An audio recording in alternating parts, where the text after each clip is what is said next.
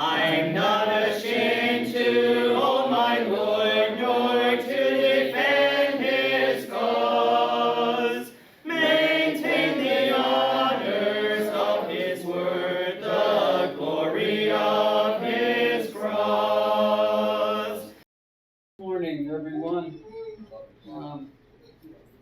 Well, Jeremy had to turn to 1 Peter, which is where we're going to be, but I want to start in Matthew chapter 4, verses 18 to 22. If you recall, last week we spoke of Peter and his brother Andrew and James and John, and they were fishermen. And you noticed Bethesda was, I believe, Peter and Andrew's home, and Capernaum was James and John's home. But as I read about them, we had an introduction into Peter and who his family was. But I just thought Matthew 4, verse 18 to 20, there's a little insight into those that Jesus chose to walk with him. If you recall, remember Jesus, while he was walking these shores in his early ministry, he called these men while they were actually at work in their family business, which made me think of Matthew, the tax collector. Remember, he was at work also when Jesus called him to follow. Just walked by them, said, "You come with me if you so desire."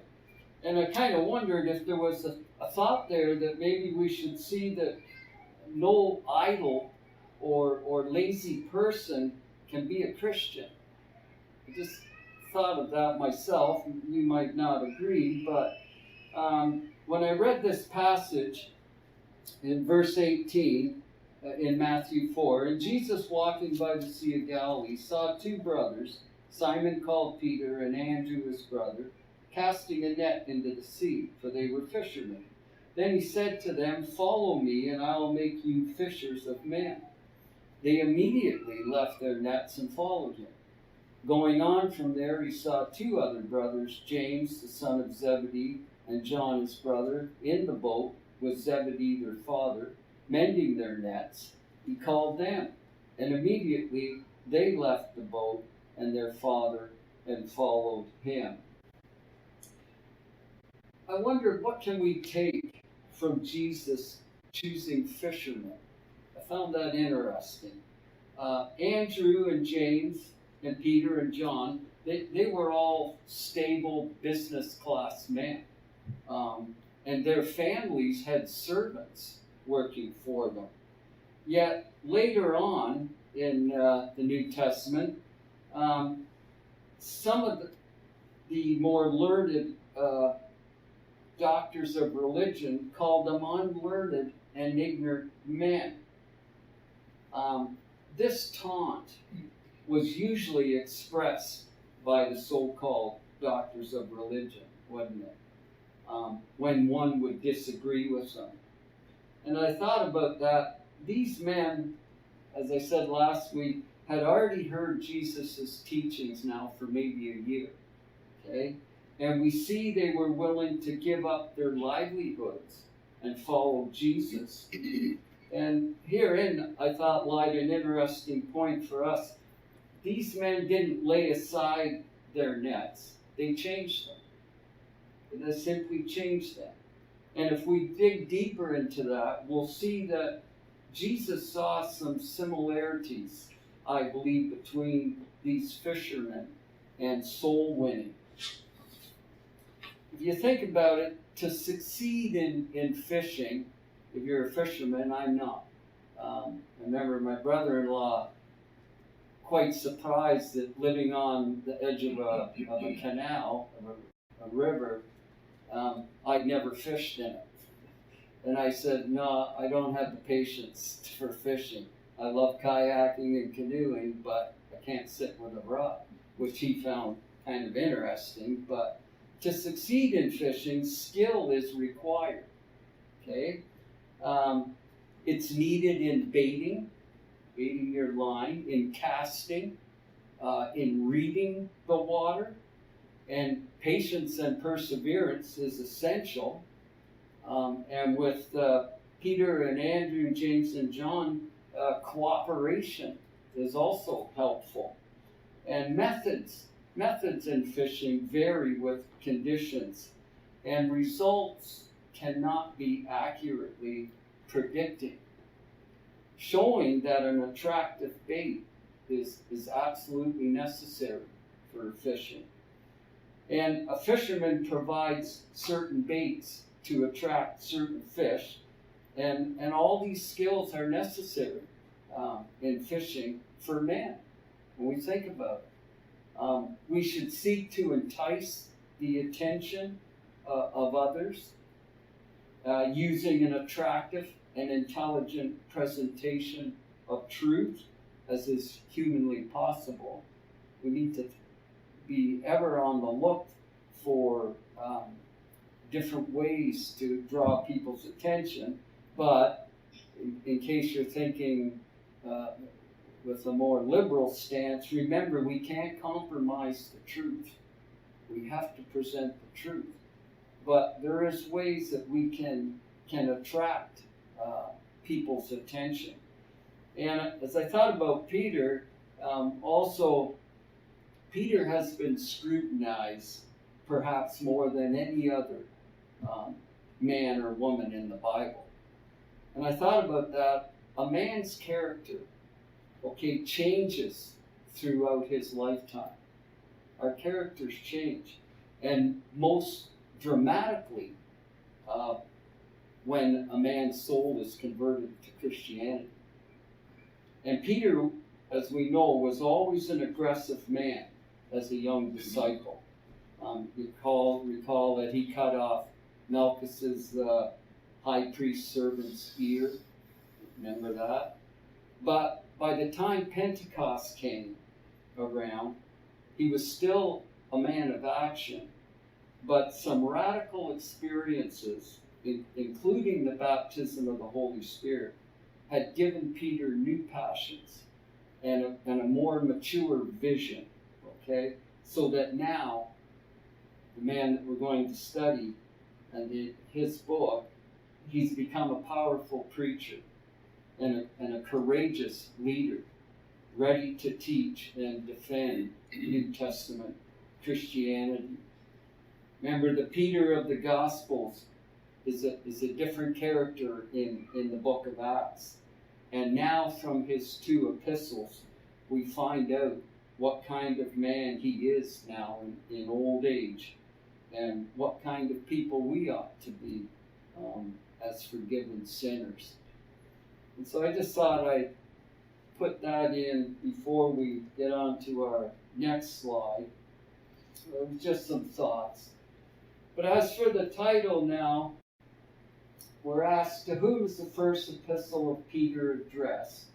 And why does it appear as though many of them were of a Gentile background? So the verses that Dave has given us, 1 Peter, we go to 1 Peter chapter 1. Gordon, I'll start with you. I guess you read 1 Peter 1 verses 1 and 2, please.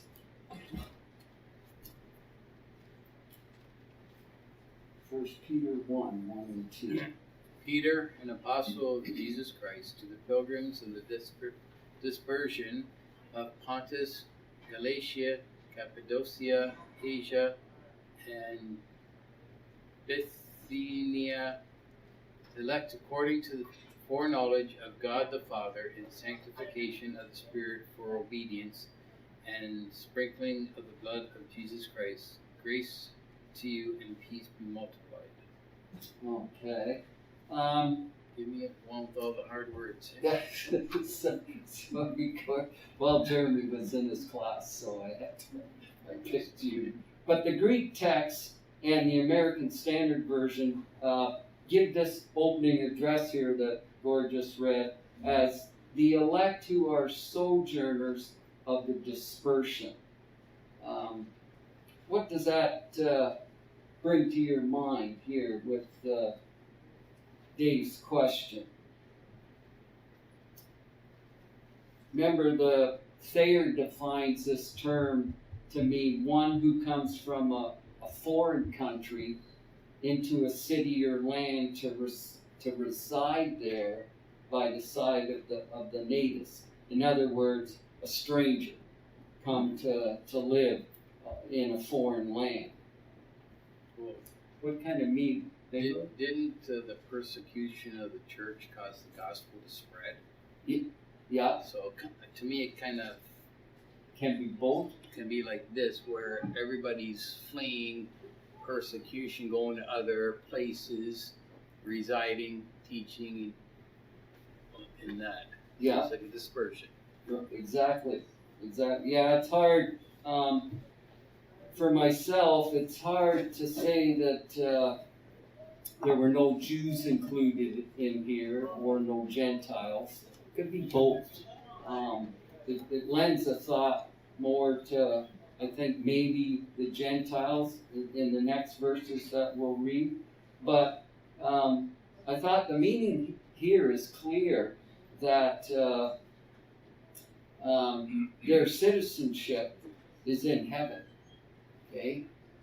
Philippians 3:20 tells us they're exiles on this earth, but temporarily on their way to their home in heaven. And chapter 2 then in verse 10, I'll give that to you, Colin.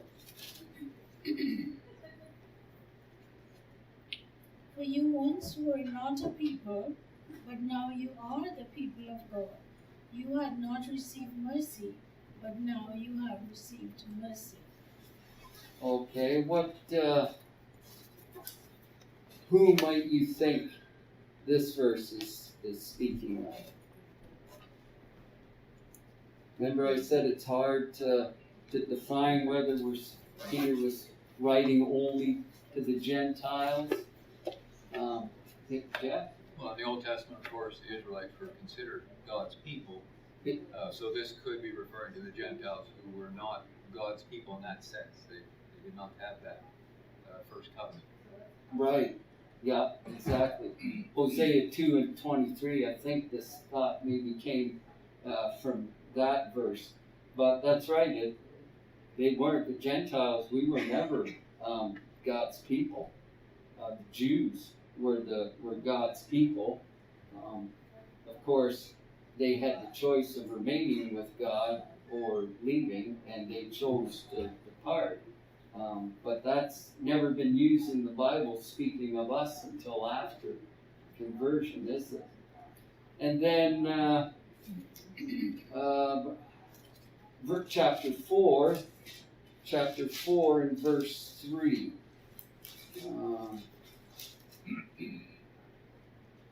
1 Peter 4 and verse 3.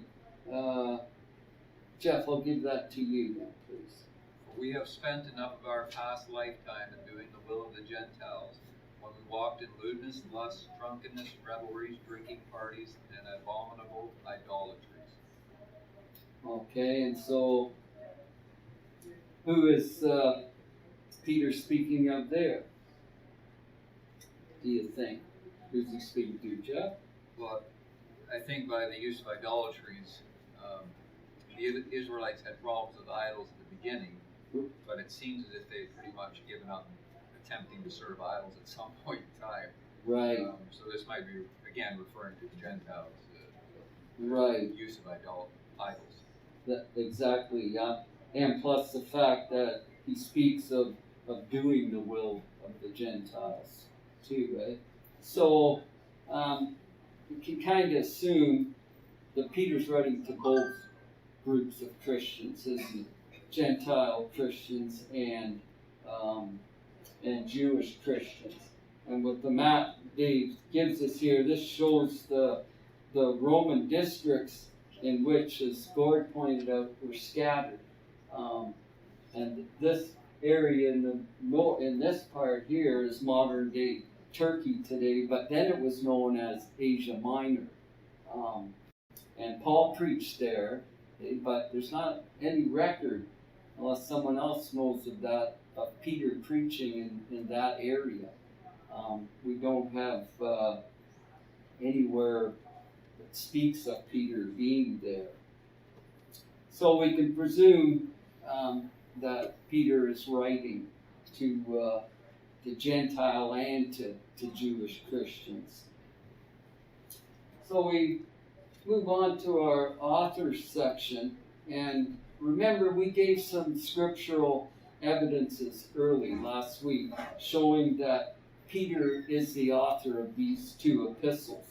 And one point to make clear is the confusion that arises over Peter's position in the church. If you recall now, Peter held no greater authority, okay, or position than the other apostles. Okay? He might have been more outspoken than them, but he had no greater authority. Jesus did not give him any greater authority. And Jesus, if you remember, gave Simon the name Peter. Okay, that's the Greek translation. Or Cephas, that's the Aramaic translation, which means rock. Okay? And as an indication, I believe, as of the spiritual stability, okay, into which the Lord expected this disciple to grow.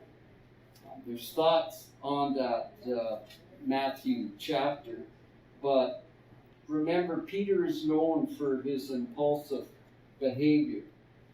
But let us not forget that after he witnessed the resurrection of the Lord, he fulfilled the Lord's wishes by becoming a spiritual rock, which is something we should all strive to be. Matthew 16 and 18 is the passage that Dave took these thoughts from. In verse 18, Jesus said, "And I also say to you that you are Peter, and on this rock I'll build my church, and the gates of Hades shall not prevail against it." Scripture here doesn't designate Peter as the foundation of the church, nor is he designated as the head of the church. These positions belong to Christ alone. 1 Corinthians 3 and verse 11 says that Christ is the foundation of the church. Colossians 1 and 18. And so we see here just a little insight into what Jesus expected of Peter. Of course, now, Peter could have fallen away, but we leave those thoughts really. We can't really speculate on them. Peter became a solid teacher and a preacher in the church. But just the thoughts on who he was, because we know a lot of the denominational teachings around Peter. And so I leave those thoughts with you, unless you have a different thought on that. There's always two theories on that verse. One is that speaking of Christ as the rock and Peter as the smaller rock, but in the context there, Christ is basing that on what Peter answered him. He asked Peter, "Who do people say that I am?" And Peter said, "You are the Christ, the Son of the living God." And then Jesus answers that, "Blessed are you, Simon Bar-Jonah, for flesh and blood has not revealed this to you, but my Father who is in heaven." So there is some different ways of looking at that verse. This was Dave's thought, and I kind of agree with that. It's not setting Peter up on a pedestal where he is, as the Catholics say, the first pope. It's simply speaking of Peter's words. "You are the Christ." That's my belief. So I'll leave that, no other thoughts on that. And also in chapter 5, verses 12 and 13, there's some thoughts on that where Peter speaks of writing from Babylon. And it's hard to tell if the Babylon that he is speaking of is the small town in Egypt. There was a small town in Egypt called Babylon, or the literal Babylon, or the symbolic.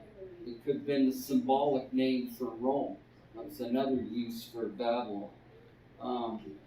But the context here is not symbolic. Okay, so it seems to indicate that Peter is in Babylon on the Euphrates River, writing his epistles. But again, it's tricky to discern that, but those are our thoughts that it was the literal Babylon. So we'll move on then. We looked at that. Our date section. And we always began with this first slide of 30 AD, the cross, the completion of the Old Testament scriptures, and the destruction of Jerusalem. So I wanted us to look back at question 3 before we go to our next slide. Question 3 was, how does Peter describe the persecution the original readers of the letter were experiencing at the time the letter was written? We look at 1 Peter chapter 2 and verse 12. 1 Peter 12 and chapter 2. Do you want to read that, Yuri? Please. 1 Peter? Yes, 1 Peter chapter 2 and verse 12.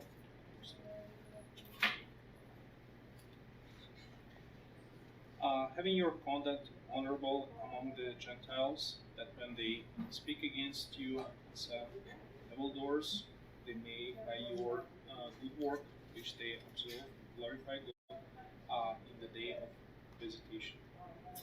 Okay, and chapter 3, give us some longer readings here, 13 to 17. Maybe we'll split that one up. Veronica, do you want to read 3 verses? Sure. Who is going to harm you if you are eager to do good? But even if you should suffer for what is right, you are blessed. Do not fear their threats. Do not be frightened. But in your hearts, revere Christ as Lord. Always be prepared to give an answer to everyone who asks you to give the reason for the hope that you have. But do this with gentleness and respect. Okay, and Udme, do you want to read 16 and 17? Please, chapter 3. Having a good conscience, that when they defend you as evildoers, those who revile your good conduct in Christ may be ashamed. For it is better, if it is the will of God, to suffer for doing good than for doing evil. Okay, and I'll read chapter 4 and verse 4. In regard to these, they think it strange that we do not run with them in the same flood of dispensation, speaking evil of you. All these verses that Dave picked here indicate that there's some kind of persecution already going on here. Okay? But Peter makes no mention when we look at secular history, he makes no mention of the murders and the imprisonments or the forced emperor worship, which was the widespread persecution under the reign of the Emperor Domitian, okay, whose reign commenced in AD 81. Therefore, then, the epistle David is saying must have been written before then, okay, since ancient tradition records that Peter was put to death under the persecution of Nero, which was around the years of AD 64 and 68. And it seems likely then that his epistle was written around this general period. It was written at the same time when Christians in Asia Minor were also suffering persecution, but the more intense persecution was yet to come. If you look over at chapter 4, verses 12 and to 19, Peter says, "Beloved, do not think it strange concerning the fiery trial, which is to try you, as though some strange thing happened to you. But rejoice to the extent that you partake of Christ's sufferings, that when his glory is revealed, you may also be glad with exceeding joy. If you are reproached for the name of Christ, blessed are you, for the Spirit of glory and of God rests upon you. On their part he is blasphemed, but on your part he is glorified. But let none of you suffer as a murderer, a thief, an evildoer, or as a busybody in other people's matters. Yet if anyone suffers as a Christian, let him not be ashamed, but let him glorify God in this matter. For the time has come for judgment to begin at the house of God. And if it begins with us first, what will be the end of those who do not obey the gospel of God? Now, if the righteous one is scarcely saved, where will the ungodly and the sinner appear? Therefore, let those who suffer according to the will of God commit their souls to him in doing good as to a faithful Creator." So it kind of appears then that there's two persecutions that Peter is speaking of here. One that is going on at the time of his writing, but yet there's a greater, severe one coming. And Peter is, of course, Dave thinks then that Peter was written in the years sometime between 63 and 65. But as we've said in all our time periods through all our books, it changes nothing in the scriptures, does it? If it's an exact date, we're never sure of, because there's always differences of opinions on the dates. But it gives us an idea, it does give us an idea of what the New Testament Christians were going through at that period in time. They're already being persecuted. And yet there's a more severe one to come. Jeff? I found it interesting that in this first letter of Peter's, that the word suffer, or suffering, or suffered, appears about 18 times in this book. That is an unusually high number of times to use the word suffer in a small letter. So it gives us some indication, really, like you say, what Peter's dealing with at the time.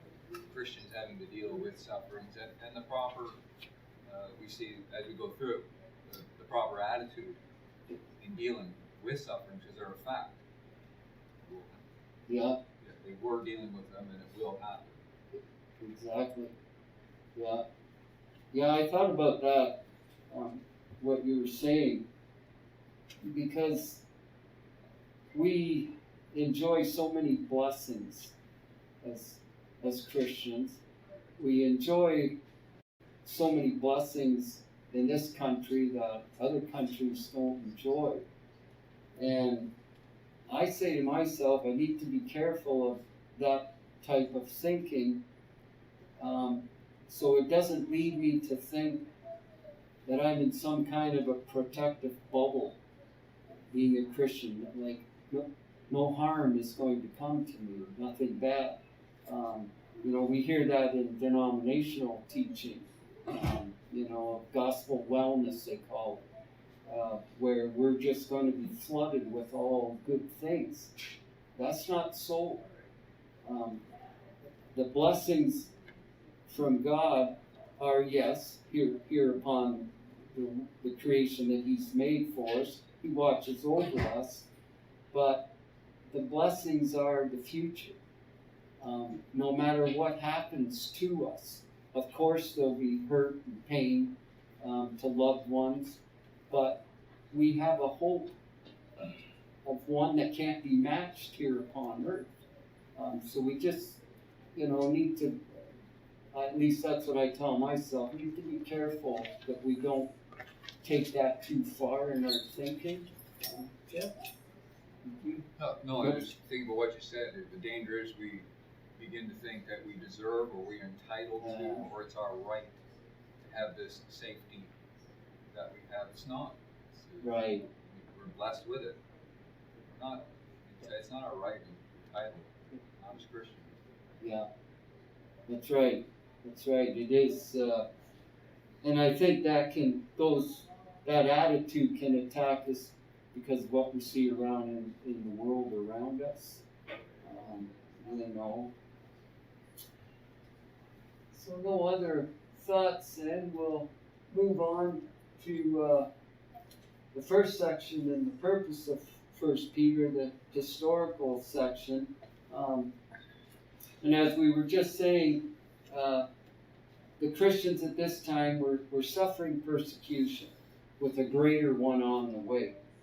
And Peter sets about here in his 2 epistles to encourage, and to strengthen his fellow brethren.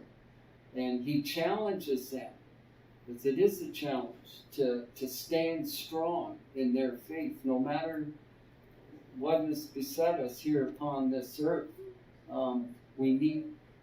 Peter is telling them to cling to their hopes of the future glory. Look at chapter 1 in 1 Peter and verses 3 to 9. Peter says there, "Blessed be the God and Father of our Lord Jesus Christ, who according to His abundant mercy has begotten us again to a living hope through the resurrection of Jesus Christ from the dead, to an inheritance incorruptible and undefiled, and that does not fade away, reserved in heaven for you, who are kept by the power of God through faith for salvation, ready to be revealed in the last time.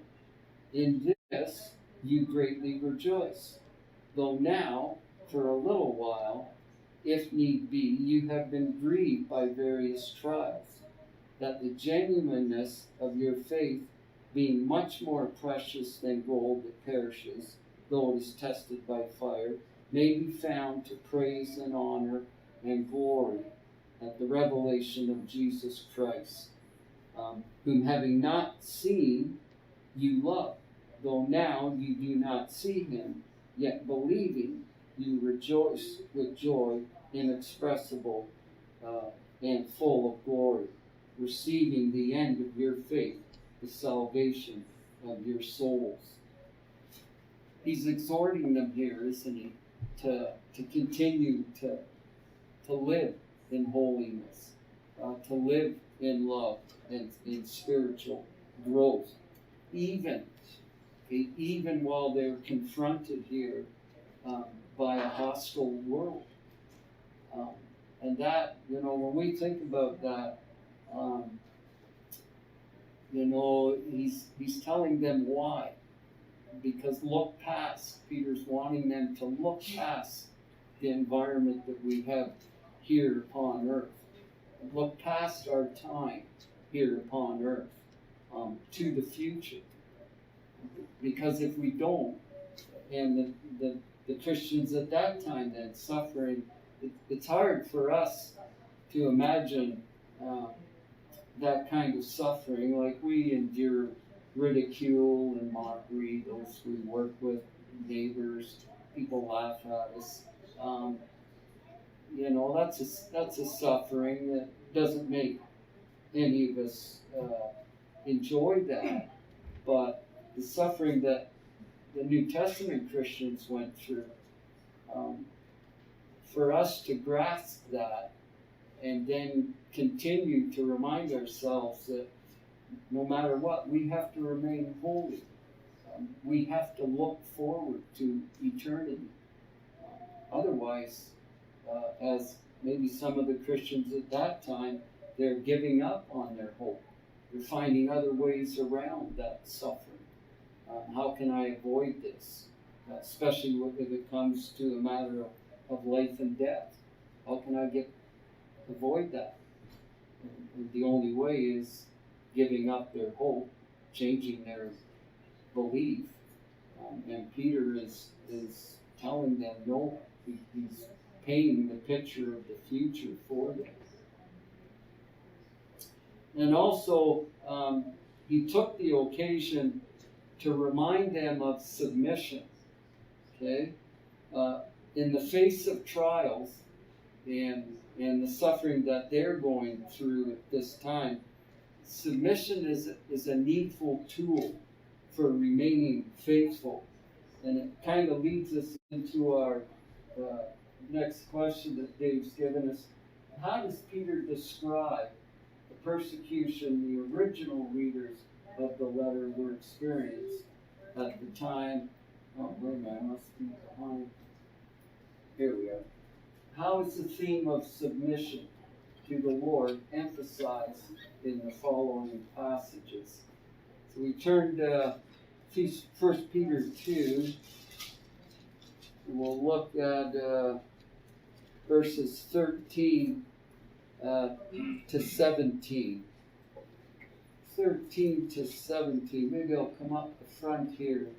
Menchie, do you want to read verses 13 and 14? And Carmelita, I'll give you 14 or 15 to 16 or 15 to 17. So Menchie, you got verses 13 and 14. Submit yourselves to every ordinance of man for the Lord's sake, whether it be to the king as supreme, or unto governors as unto them that are sent by him for the punishment of evildoers, and for the praise of them that do well. 15. For so is the will of God, that with well-doing you may put to silence the ignorance of foolish men, as free and not using your liberty for a cloak of maliciousness, but as the servants of God. Honor all men, love the brotherhood, fear God, honor the king. Okay, thank you. So Dave's asked us,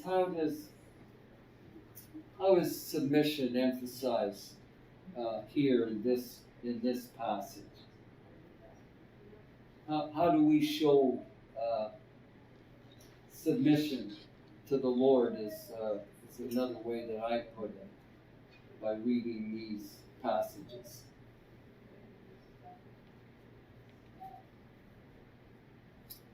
How does he tell us to show submission?